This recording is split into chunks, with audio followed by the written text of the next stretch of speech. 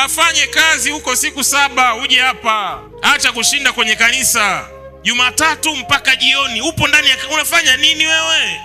Hata Waislamu wanaswali.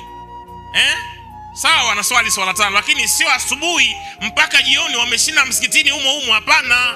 Wanapiga wanachomoka. Wanapiga kazi. Wanapiga wanachomoka. Wewe umekaa hapo mkesha wa mwezi mzima. Wewe una akili timamu, na mruhusu mke wako anaenda kwenye mkesha miezi 2 na mchungaji. Ngoja arudi ana mimba. Sababu wewe akili huna. Wachungaji wenyewe ndo hao wa kulamba ulimi, wa upako wa ulimi ndo hao. Umruhusu mke wako waende huko miezi 2, yupo kwenye maombi. Yuko na mchungaji anamtakasa. Mchungaji mwenyewe ana misuli kila kona. Fanya kazi siku 6. Mungu akafanya kazi siku ngapi? Siku ngapi? Kwa kuna muda wa kufanya kazi na kuna muda wa kufanyaje? Wa kupumzika baada ya kufanya kazi. Sasa unapumzikaje?